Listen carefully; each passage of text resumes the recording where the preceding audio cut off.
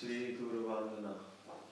The lotus feet of our spiritual master are the only way by which we can obtain pure devotional service.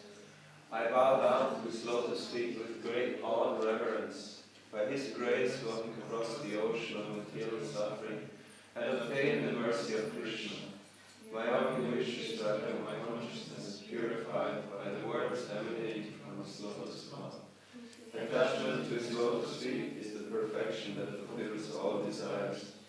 He opens my darkened eyes and fills my heart with transcendental knowledge. He is my Lord, birth after birth.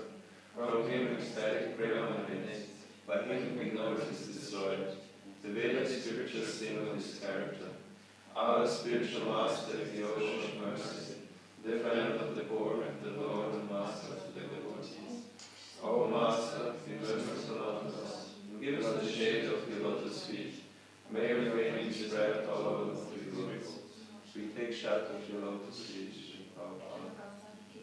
Jai Shri Krishna.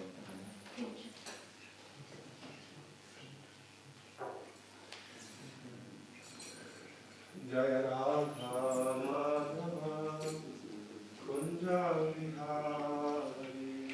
Jaya Radha Madhava Kunja Vihari. Jaya Radha Madhava Kunja Vihari.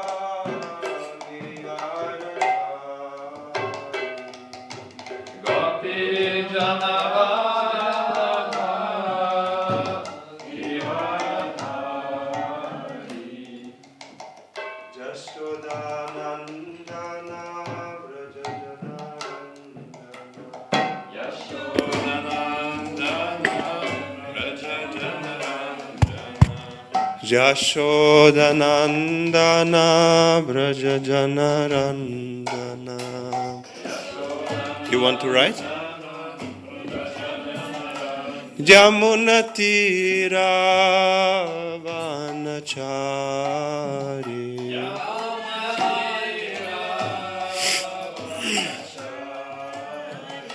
Jamunatira Vanachari.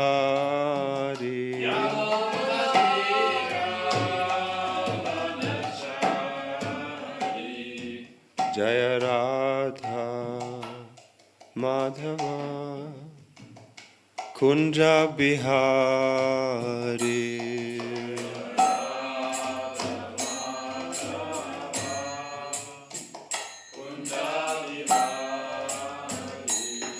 Jaya Radha Madhava Kunja Bihari.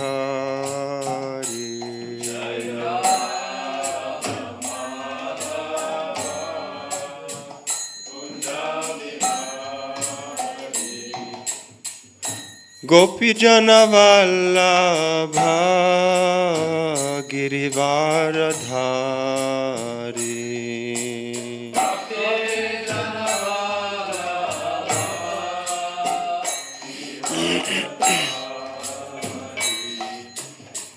Gopi Jana Vallabha Girivaradhari.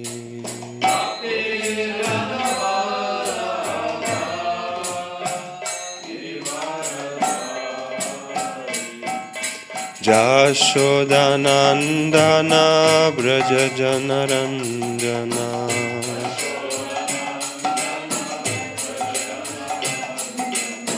Jashodanandana Braja Janarandana.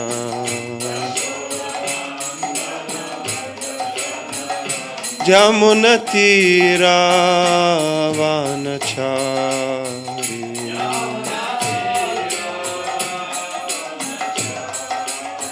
Jamuna tira vanachari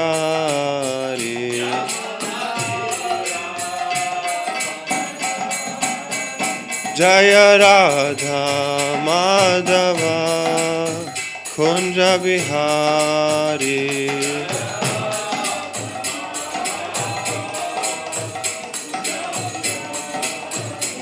Jaya Radha Madhava Radha Madhava Radhe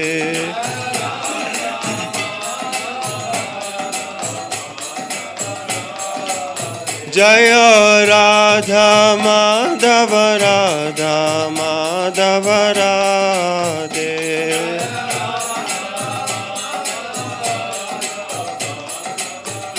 Nitai Gaura Hari Bol Hari Bol Hari Bol Nitai Gaura Hari Bol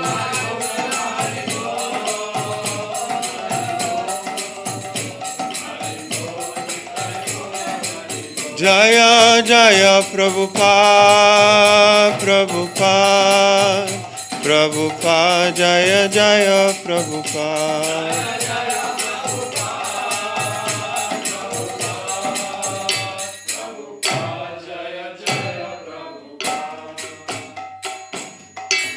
Jayam Vishnupad Paramahamsa Parivrajikacharya Ashtottara Shata Shishima Bhaktivedanta Swami Prabhupada Ki Jai Grantara Srimad Bhagavatam Ki Jai Ananta Koti Vaishnava Vrinda Ki Jai Gaura Premanande Hari Hari Bol All glories to the assembled devotees. All glories to the assembled devotees. All glories to Sri Guru and Gauranga. All glories to Srila Prabhupada.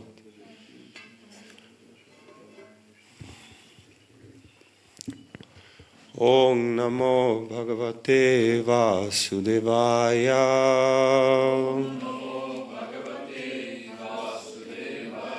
Om Namo Bhagavate Vasudevaya. Om Namo Bhagavate Vasudevaya.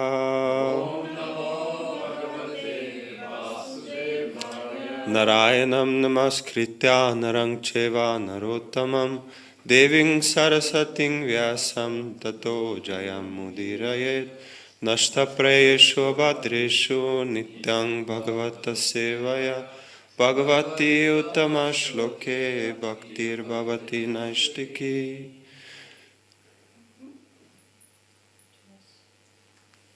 Where's the book? We have a book? We usually take it from there. Book will be nicer actually. Hare Krishna, dear devotees. Nice to see all of you. Thank you. So we're continuing reading from Srimad Bhagavatam, Canto 5, Chapter 18. Yeah, only on Krishna. The chapter is entitled "The Prayers Offered to the Lord by the Residents of Jambudweep."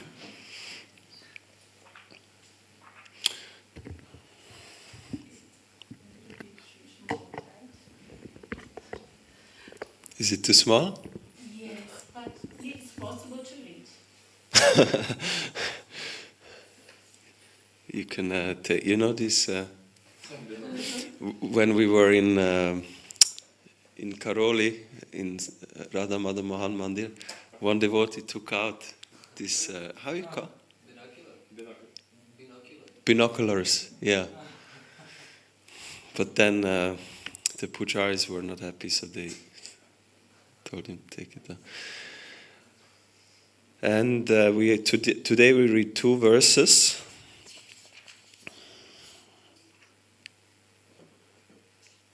The first being 14, doesn't have a purport, and then 15, 16, huh? No, sorry, 14, and then 15. No, 15, and then 16. You wrote down the wrong one? I wrote what you said, Neil. No problem. No, it's true actually. 14 and 15. 14 and 15, yeah, sorry.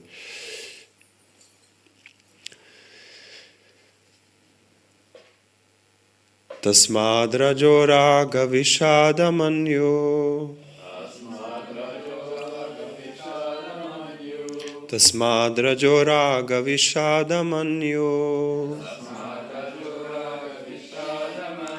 Manas prihabhayadan yati mulam. Manas prihabhayadan yati mulam. Hitva griham sangsriti chakravalam. Hitva griham sangsriti chakravalam. Nrisingha padam bhajata kutovyamiti.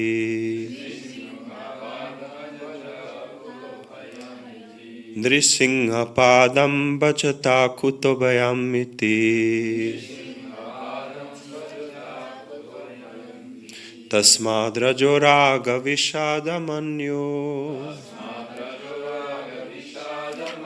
Manas prihabhayadan mulam. Hitva griham sangsriti chakravalam. Nrisingha padam bhajata kutovyamiti.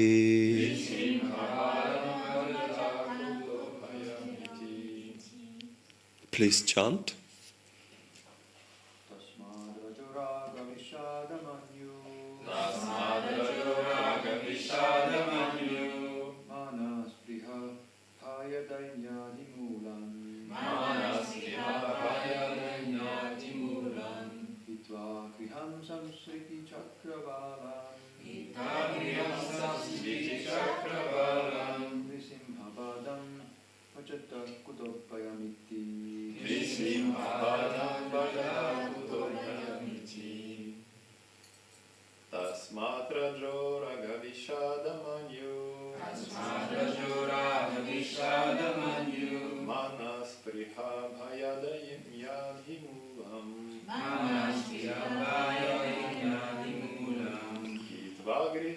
Samsmriti chakravalam. Nrisimha padam bhajata kutovyamiti.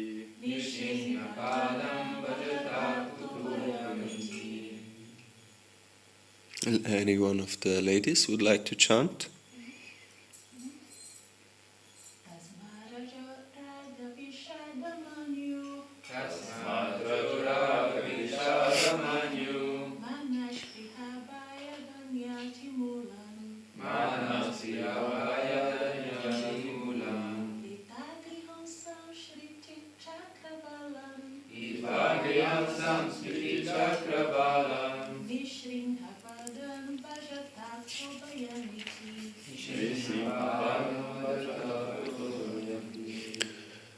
Translation.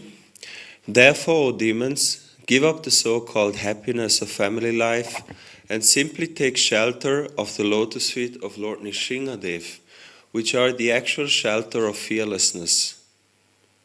Entanglement in family life is the root cause of material attachment, indefatigable desires, moroseness, anger, despair, fear, and the desire for false prestige, all of which result in the repetition of birth and death. Then text number 15.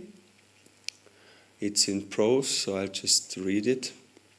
Ketumale pi Bhagavan Kamadeva Swarupena Lakshmya Priya Chikirshaya Prajapatir Tuhitrinam Putranam Tadvarshapatinam Purushayu Shahoratra Parisankya Nanam Yasam Garbha Mahapurusha Mahastra Techaso Dvejita Manasam Vidvasta Vya Savaha Sangvatsarante vinipatanti.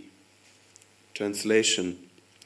Shukadev Goswami continued, in the tract of land called Ketumala Barsha, Lord Vishnu lives in the form of Kamadev, only for the satisfaction of his devotees. These include Lakshmiji, the goddess of fortune, the Prajapati, Sangvatsara, and all of Sangvatsara's sons and daughters. The daughters of Prajapati are considered the controlling deities of the nights, and his sons are considered the controllers of the days. The Prajapati's offspring number 36,000, one for each day and each night in the lifetime of a human being. At the end of each year, the Prajapati's daughters become very agitated upon seeing the extremely effulgent disk of the Supreme Personality of Godhead, and thus they all suffer miscarriages. Purport. This Kamadev, who appears as Krishna's son, named Pradumna, is Vishnu Tattva. How this is so is explained by Madhvacharya, who quotes from the Brahmanda Purana. Kamadeva stitam Vishnum upaste.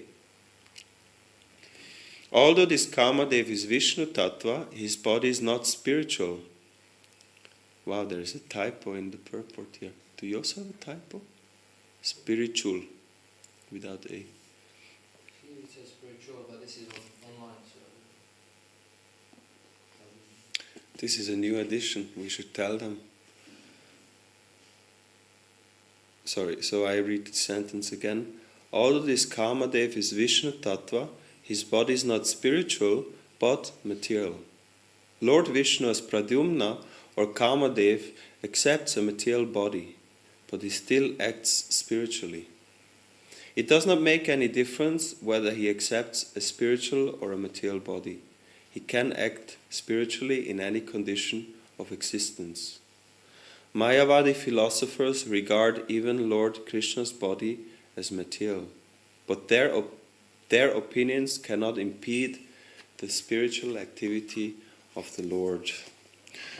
Om Jnanati Mirandasya Gyananjana Shalakaya Chakshurun Militam Yena Tasmai Shri Gurave Namaha Shri Chaitanya Manobishtam Stapitam Yena Bhutale Swayam Rupa Kadamayam Dadati Swapadantikam Vandehang Shri Guru Shri Yuttapada Kamalam Shri Gurun Vaishnavangscha Sri Rupam Sagrajatam Sagana Raghunatang Vitang Tvang Sajivam Sadvaitam Savadutang Parijana Saitam Krishna Chaitanya Devam Sri Radha Krishna Padan Sahagana Lalita Shri Vishakhan Vitangscha He Krishna Karuna Sindhu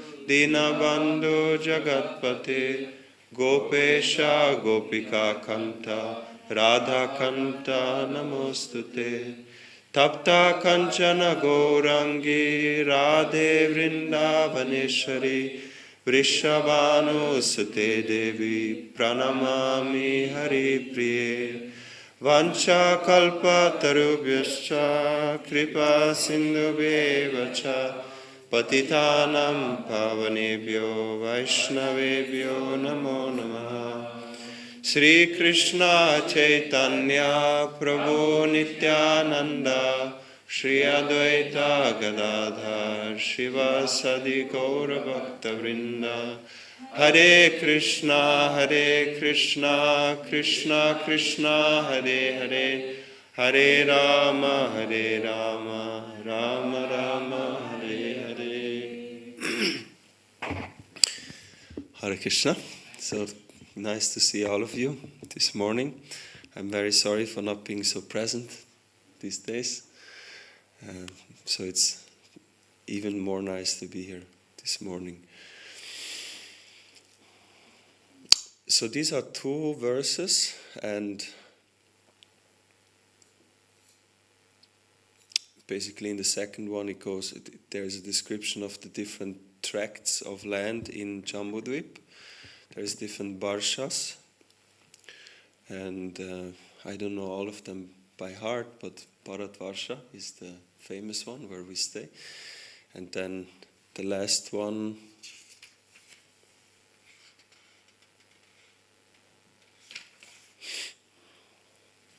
anyone remembers?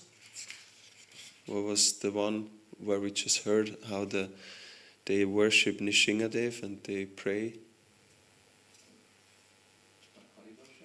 Harivarsha, huh?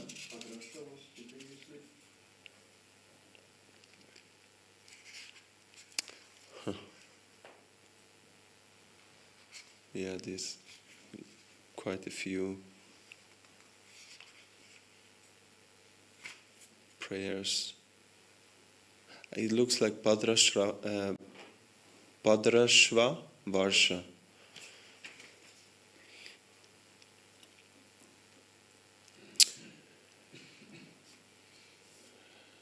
So in this, I'll speak a little bit about this point here, about family life. Therefore, demons give up the so-called happiness of family life and simply take shelter of the lotus feet of Lord Nishingadev, which are the actual shelter of fearlessness. Entanglement in family life is the root cause of material attachment, indefatigable desires, moroseness, anger, despair, fear, and the desire for false prestige, all of which result in the repetition of birth and death. We find many examples in the scriptures and in our parampara of devotees who want to live family life. And the supreme example we see with the topmost devotees of Krishna, the gopis.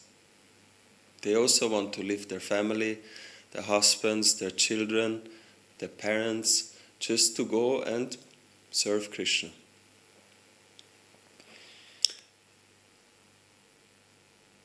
But of course, if we look at that example in Vrindavan, then we will misunderstand, because it looks like what happens in this world.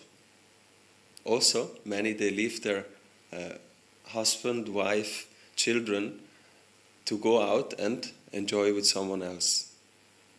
They leave that griha, the home, because it becomes too burdensome, there is lots of problems, and then they go out and enjoy with somebody else. And it appears like in Vrindavan the same thing happens, but of course this is something completely different. And therefore the Srimad Bhagavatam, before explaining to us these topmost pastimes of Krishna with the gopis, where we see that that manifestation of absolute renunciation, absolute surrender, we will misunderstand if we don't understand it properly, what it is actually meant.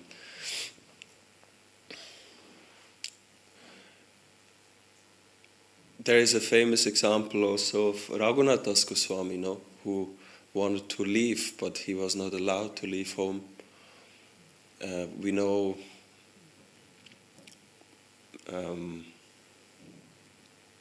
many of the Goswamis, actually, all of them, they had house, family, a position, but all of them, they left home and became Goswamis. They renounced their home. And again, this is not a secret, that leaving home is something which everyone actually wants to at some point, in material and in spiritual life. But in material life it's done in a immature way, in an improper way, and in spiritual life it is done in a proper way. In Bhagavad Gita, and I'd like to read this verse, in the 13th chapter, Krishna speaks about knowledge. He says, humility, pridelessness, non-violence, tolerance, simplicity, approaching a bona fide spiritual master, cleanliness, steadiness, self-control, renunciation of the objects of sense gratification, absence of false ego, the perception of the evil of birth, death, old age and disease, detachment, freedom from entanglement with children, wife, home and the rest. Even-mindedness amid pleasant and unpleasant events, constant and unalloyed devotion to me, aspiring to live in a solitary place, detachment from the general mass of people, accepting the importance of self-realization, and philosophical search for the absolute truth. All these I declare to be knowledge, and besides this, whatever there may be, is ignorance. It's very interesting that Krishna tells us that one aspect of knowledge is to be free from wife or husband, children and home.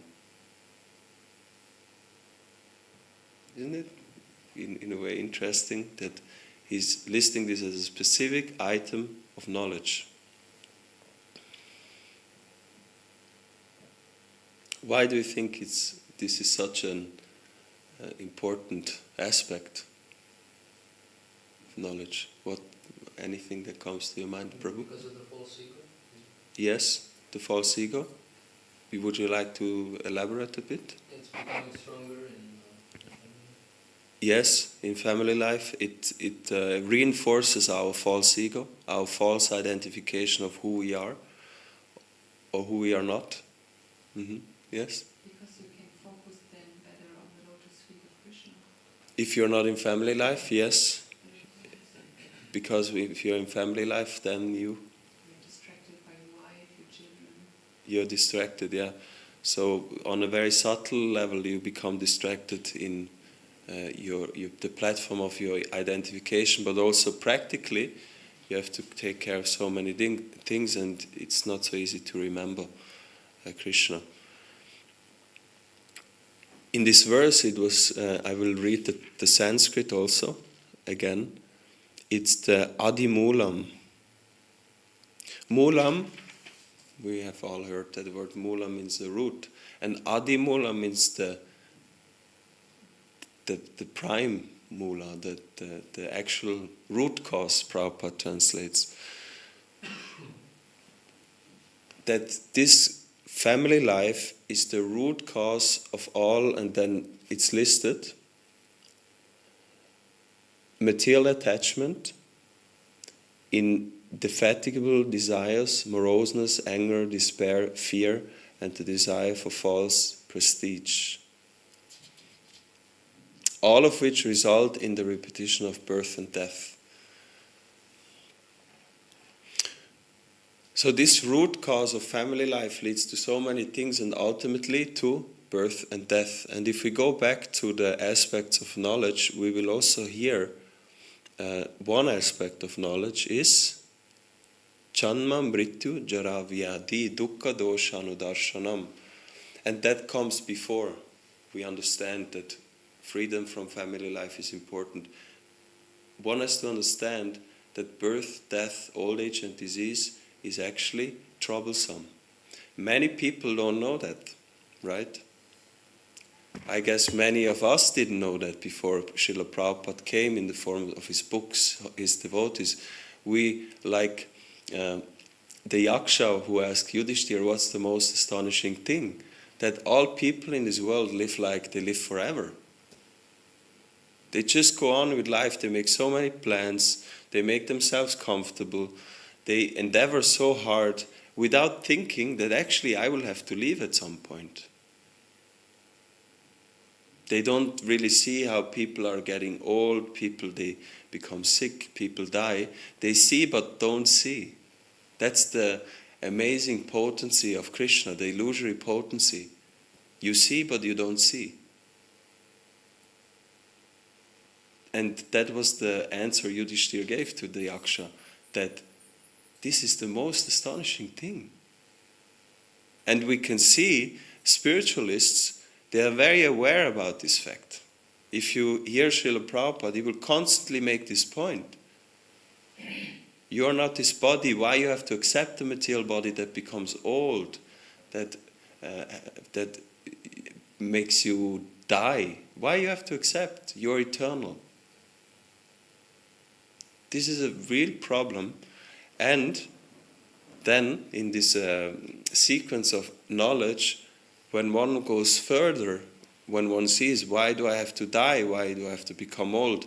Then one comes further at some point and understands, because of my false ego, I have to take birth again and again. Because I try to be happy in this world, and primarily happiness comes in the griha. By getting married, by having children, by working, making money. That is the root of fulfilling all our desires. And therefore, and we can see how even though everyone takes shelter of griha, now in the Western world, unfortunately, people, they even don't live the grihastha ashram properly anymore. It becomes so degraded. But if you go to India, I've just been on Braj Mandal Parikrama, and if you go out into the villages, it happened many times to me that the locals will come and ask me, are you married? When will you get married? Why are you not married? They ask again, and they are very concerned about this. When I tell them, no, I'm not married, they look at me like, why? What's going on with you? Because they understand.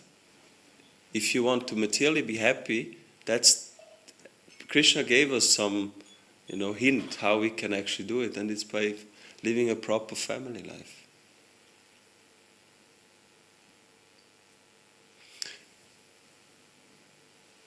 And in the Western world nowadays, even the griha is not something much cultivated in a proper way. But we can see 99.9% of all people, they want to have a relationship which then ends in children and whatever, all the resultant effects. So everyone is attracted to family life, but we see that it leads to suffering, and that is also explained by Krishna in Bhagavad Gita. He gives such a nice verse, Yehi sangsparsha ja bhoga dukkha yonaya evate adyantavanta konteya na teshu ramate buddha. That those who want to enjoy without the senses, with our eyes, with our tongue, with our ears, with our skin, with our nose, those who try to achieve happiness with these senses, by connecting the senses with the sense objects, they will have to suffer. And it's always, as much as we try to enjoy, that much we have to suffer. Because the happiness we have now with the senses, when it's gone, it will create suffering. Krishna said, Yesi sangspasaja bhoga dukkha yonaya evate.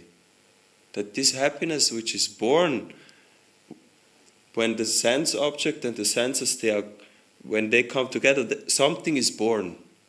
He says, Yesi sangspasaja bhoga. Ja bhoga means something is born. If I eat the paneer sabji, something is born. Some happiness is born. But dukkha yonaya evate, in that birth there is already a child, and that's dukkha. That bhoga which is born is already pregnant with dukkha. And in due course of time it will give birth to dukkha. And we have to accept that child in our life and take care of it. And grihastha ashram means you try to enjoy with your wife, or with your husband, you try to enjoy with your children, you try to enjoy your house, your home, your garden, your car. And how does this happiness function. It's all with your senses. It's nothing to do with your soul, unless Krishna is in the house. Then it can be spiritual happiness. And then it's grihastha ashram. Then it's something which can give ananda, pleasure which is not dependent on the senses. But as Mili nicely said, eventually for a devotee, grihastha life becomes an obstacle to fully focus, to fully surrender to Krishna. That is a universal principle when it comes to devotees. And not only in the Bhakti tradition, one person comes to my mind, the saint of Switzerland, Bruder Klaus. He was a family, you know Bruder Klaus, Adrian? You were there, no? You know his story. He was a family man. Yeah. He had children. But one day he went, 10 children. This night I had a dream. I don't know what happened in this dream. You know, our mind is really crazy. And I saw an Indian woman, maybe because I was on Brajman Parikrama, and somehow the whole situation was, there were so many children, and she was not married, but she had so many children, and it was a big chaos. And then I asked one of the little elder children, like, what's happening? And she's like, yeah, my mother has many children. And how many? And she said 36. I'm like, 36?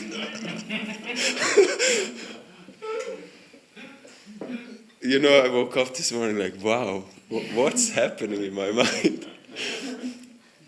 Maybe some deep fear within me, you know. That you get married and end up with 36 children. But yeah, 10 children. And he went to his wife at some point. He was a very exalted devotee. And he asked for permission to leave home. And his wife, who was also very exalted, gave him permission. And he wanted to leave as a sannyasi, walk away. But Krishna had a different plan.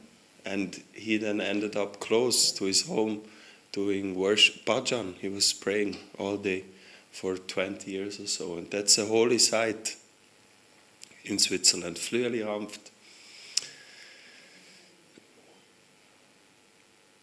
He didn't join the ISKCON movement. He didn't. It was 500 years ago.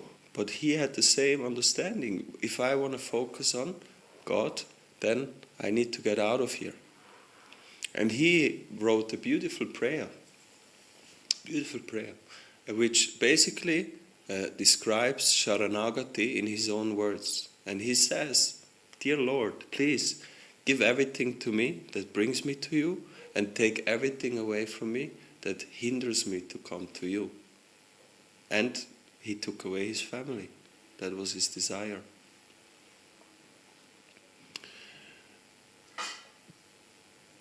But then the question is really, is it impossible to practice Krishna consciousness in family life?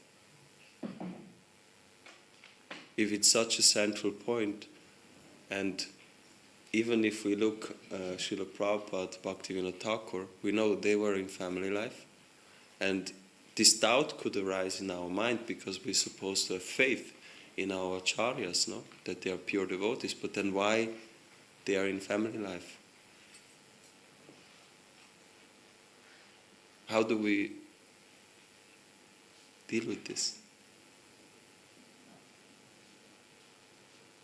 Are they fallen because of that? Are they not perfect because of that? Of being in a family?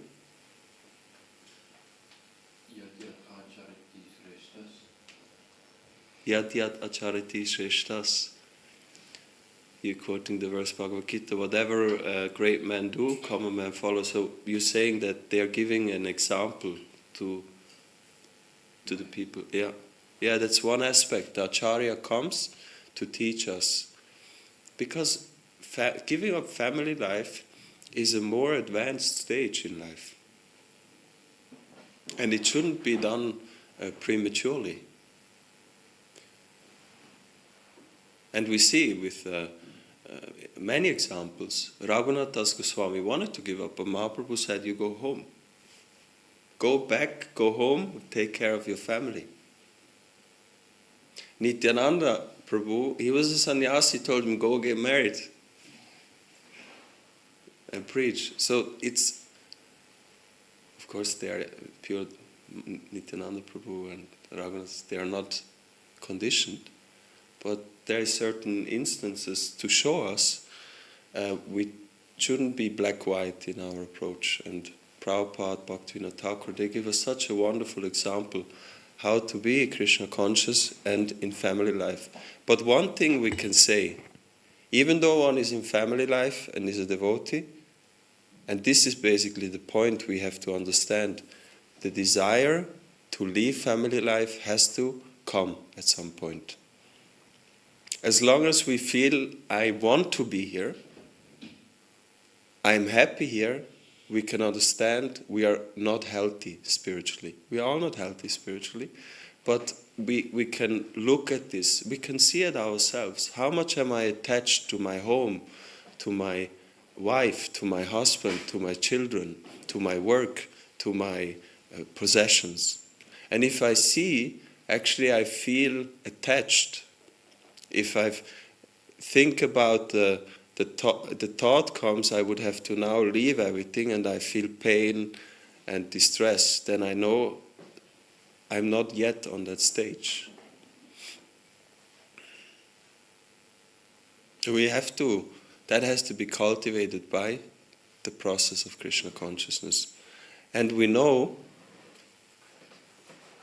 the process is, if we become Krishna conscious, naturally we will want to renounce.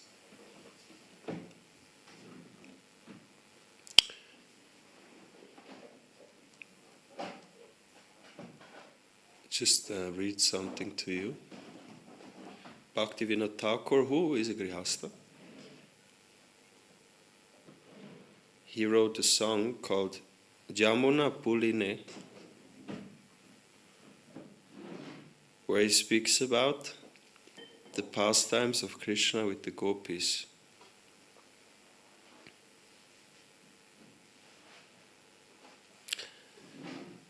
And let's not read about this whole bhajan, but he describes the pastimes of Krishna with the gopis. And then in the end, he says, Gare na jaibo vane praveshibo o lila rasera tare tyachi kulalaj bacha bracharaj vinoda minati kore. For the sake of tasting the mellows of such pastimes, Krishna and the gopis, the Brijbasis,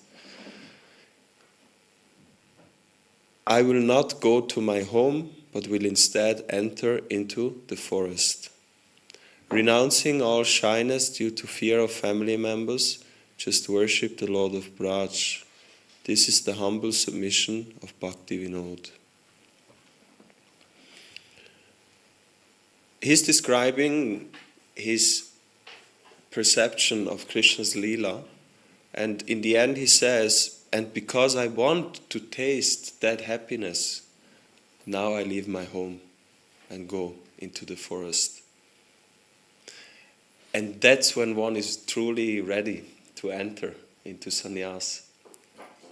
If one wants to, feels the calling to be with the Lord, to absorb fully in Krishna consciousness. As long as we run away, there is a risk. There is a risk that one is not qualified to renounce, and the desires are still in the heart. Mahaprabhu, when he was in Puri, there was Chota Haridas, who was in the renounced order, we know.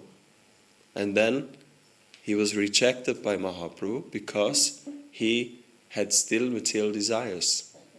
He tried to enjoy the opposite sex. And Mahaprabhu rejected him completely. And the Acharyas, they say, how come he rejected Chota Haridas Jai Jagannath Baladev Subhadra Mai Ki Jai, Shishi Gornidai Ki Jai, Srila Prabhupada Ki Jai. How come he rejected Jota Haridas, who just one time lustfully looked at the woman, and on the other hand, he's very intimate with devotees who have many children, who obviously live with a wife, have sexual intercourse. How come? It seems a little bit contradictory, no? And they say the reason is because he doesn't like people who are hypocrites, who pretend but who are not honest with their dealings. If someone is honest, then he accepts. But if somebody is a hypocrite, I'm renounced, I'm this and that, but internally, and we know, Krishna says in Bhagavad Gita, one who externally renounces but thinks internally about the sense objects, he's a mityachara, he's a pretender. And he doesn't like it.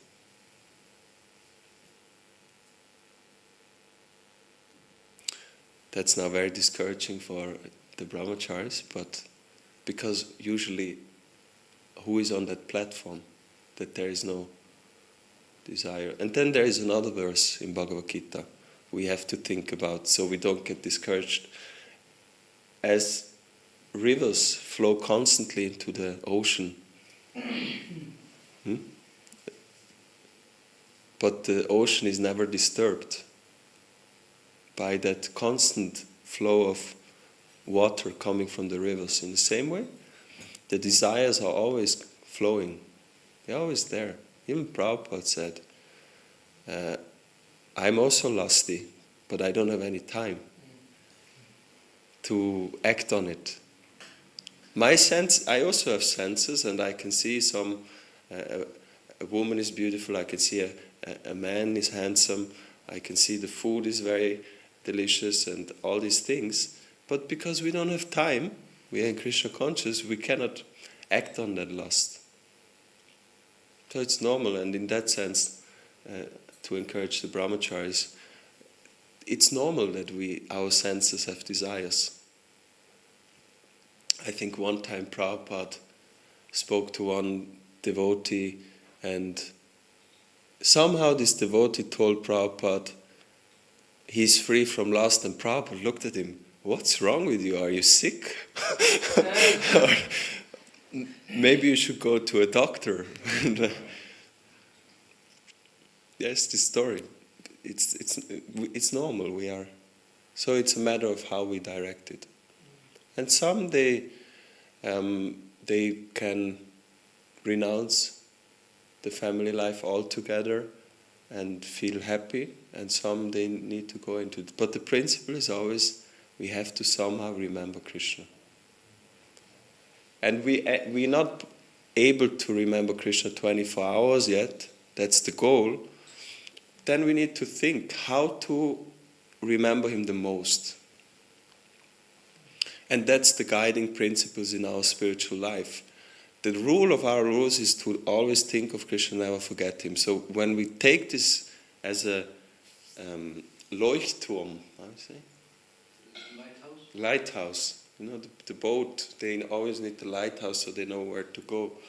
We can mold our life by looking, how can I remember Krishna the most? And then we just arrange things in our life so that we can. What does it mean to properly hear and chant, basically? So that we properly hear and chant with a peaceful mind, and if we can do that, then we will remember Krishna. And whatever accommodates that, we have to adjust in a way. And if we do that, even if someone is in family life, then at some point, the taste to hear about Krishna, to serve him, to chant his name, will become so strong that one will feel uncomfortable in family life. And then we are healthy. If we feel like I'm not getting any happiness out of this, I want to leave, I want to have more time. I didn't speak about the second verse, about Kamadev. Kamadev Ki Jai. So I'll end here. And if there's any comments, we have 4 minutes or a little more. Please feel free to comment, or if there's any question. Yes. Hare Krishna. So I was wondering, in the spiritual world there are also senses, right? Mm.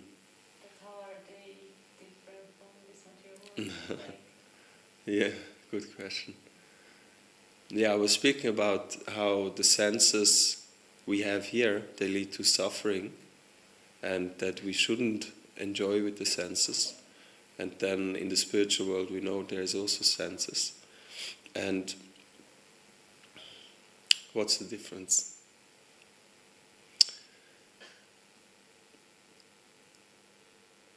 Even in this body,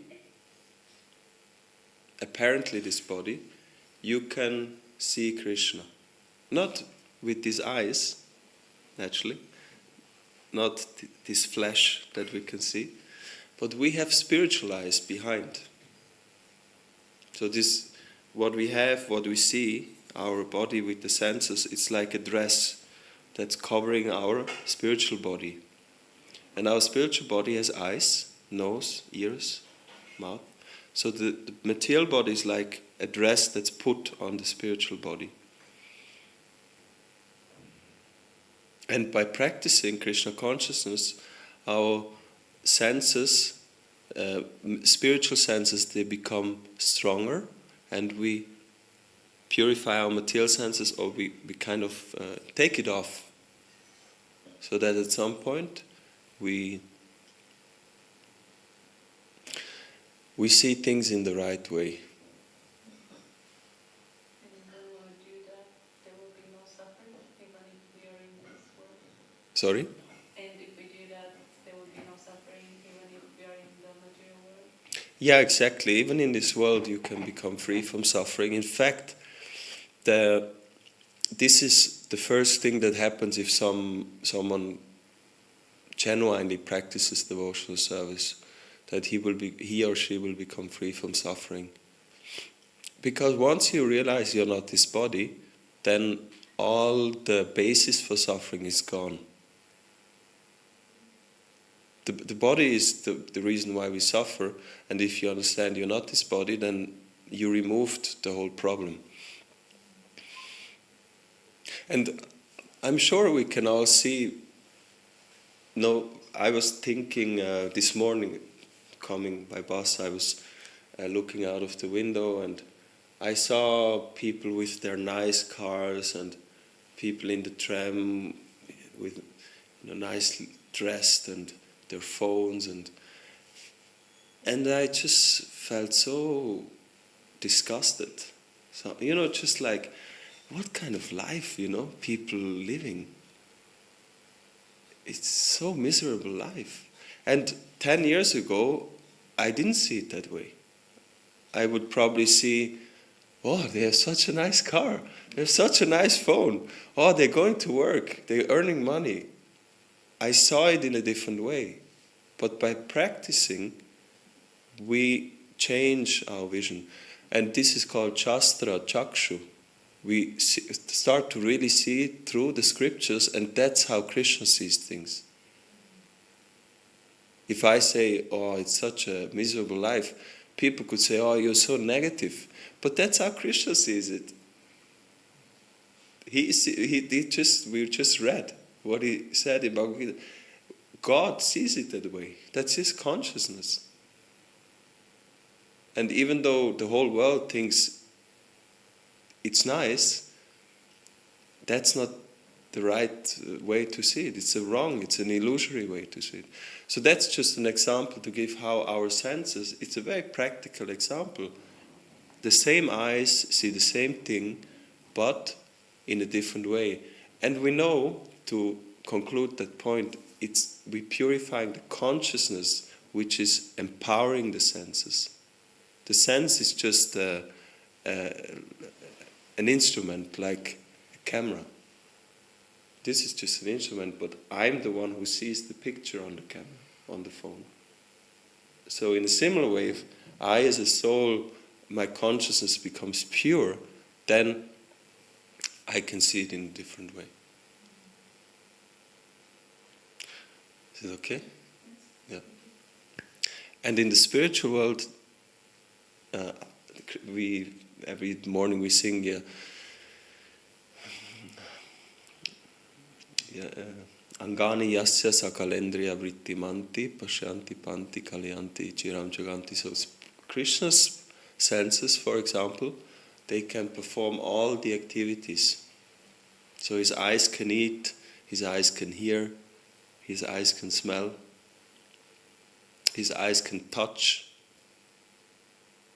So there's a difference in the senses in the spiritual world and the material senses.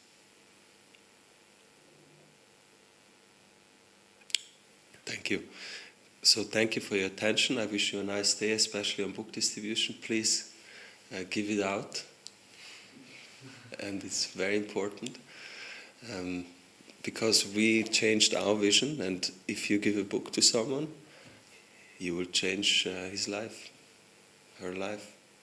It's a glorious service you're doing. Thank you so much. Grantaraj Srimad Bhagavatam ki jai, Srila Prabhupada ki jai, Gaura Bhakta Vrinda ki jai.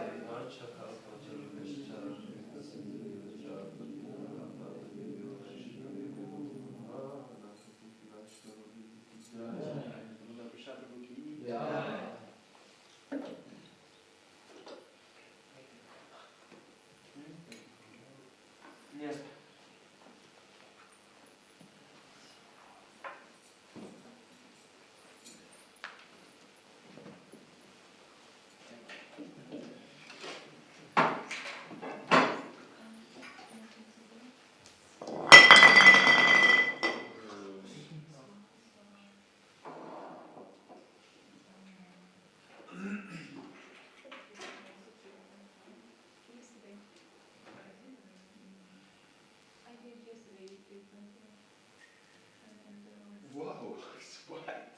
Hare Krishna.